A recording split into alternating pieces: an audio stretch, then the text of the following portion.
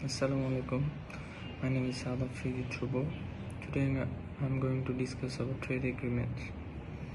So, what is the definition of trade agreement? Trade agreement, any contractual arrangement between states concerning their trade relationships. So, now more details about trade agreement. Trade details can be bilateral or multilateral. This is between two states or more than two states. Unilateral barriers of several kinds, including tariffs and non-tariff barriers and prohibitions, control foreign trade in most countries. One way to reduce these restrictions through trade deals, therefore opening both parties to benefit of increased trade. There are various potential coalitions of stakeholders groups in most modern economies. The list of different unilateral barriers is great. In addition, for other non-economic reasons, central trade barriers are established, such as national security or the desire to preserve or insulate local culture from foreign influences. Thus, it is not surprising that every successful trade are very difficult to complete. Now I'll discuss about the common features of trade agreement. So in this there are three trade agreements. One is reciprocity, and then another one is most favored nation, and the third one is national agreement of non-tariff restrictions. So let's first discuss about the reciprocity. Reciprocity is a necessary feature of any trade, any agreement. If each required party does not gain by the agreement as whole, there is no incentive to agree to it. If the agreement takes place, it may be assumed that each party to the agreement expects to gain at least as much as it loses. Thus, for example, country A, in exchange for reducing barriers to country B products, which thereby benefits A's consumers and B's producers, will insist that country B reduce barriers to countries A's products and thereby benefiting countries A's producers and perhaps B's consumers. Now the most favored nation. The most favored nation clause prevents one of the parties to the current agreement for further lowering barriers to another country. Without a most favored nation clause, country A could then further reduce tariffs from the same goods from country C in exchange for other concessions. Most favored nation status means that A is required to extend the lowest existing tariff on specified goods to all its trading partners have such statuses. Now we'll discuss about the national treatment of non-tariff restrictions. So, a national treatment of non-tariff restrictions clause is necessary because most of the parties of tariffs can be duplicated with the appropriate design set of non-tariff restrictions. Instead of trying to list and disallow all of the possible types of the non-tariff restrictions, signatories to an agreement demand treatment similar to that given to domestically produced goods of the same type. Even without the constraints imposed by most favored nation and the national treatment clause, sometimes general multilateral agreements are easier to reach than the separate bilateral agreements. In many cases that the possible loss from a concession to one country is almost as great as that which could result from similar concession to many countries. The gain that the most efficient producer realize from the worldwide tariff reductions are large enough to warrant substantial concession.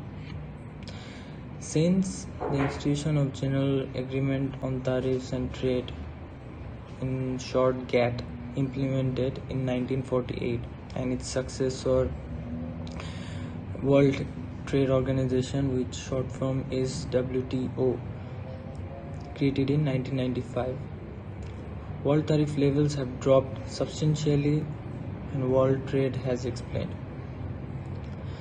The World WTO includes provisions for reciprocity, most favored nations, and national treatment of non-tariff restrictions. It has had a hand in the architecture of the most comprehensive and important multilateral trade agreements in modern times. Just for an example, trade agreements and their representative institutions include NFTA, which full form is North America Free Trade Agreement, and which was established in 1993, and European Free Trade Agreement, which was established in 1995. Now I'll discuss about the multilateral trade agreements. In this category, I have included GATT, General Agreement of Tariff and Trades, WTO, which is World Trade Organization, and the last is NAFTA, which is North America Free Trade Agreement. The General Agreement of Trade and Tariff is a legal agreement between many countries whose overall purpose was to promote international trade by reducing or eliminating trade barriers such as tariffs and quotations. It was signed by 23 nations in Geneva on 30th October 1947 and took effect on 1st January 1948. It remained in effect until the signature by 123 nations in Marrakesh on 15th April 1994 of the Uruguay Round agreements, which established the World Trade Organization WTO on January 1, 1995. Now, World Trade Organization, in short WTO. The World Trade Organization is only global international organization dealing with the rules of trade between nations. Its goal is to ensure the trade flows smoothly and predictably and freely as possible. The WTO deals with the regulations of trade in goods and services and intellectual property between participating countries by providing a framework for negotiating trade agreements and a dispute resolution process aimed at enforcing participants' adherence to WTO agreements, which is signed by the representative of members' government. The WTO officially commended on January 1, 1995 under the Marrakesh Agreement and signed by 123 nations on April 15, 1994, replacing the GATT, which is General Agreement of Trade and Tariffs, which commenced in 1948, and WTO is the largest international economic organization in the world. Now I'll discuss about the NAFTA, which is North America Free Trade Agreement. So, what is NAFTA? North America Free Trade Agreement was a treaty between Canada, Mexico, United States that eliminates most tariffs between the countries. It was replaced by the United States Mexico-Canada Agreement USMCA on July 1, 2020. So, what is exactly the North America Free Trade Agreement? It is the world's largest free trade agreement when it was established on June 1, 1994. NAFTA accomplished 6 things for participating countries.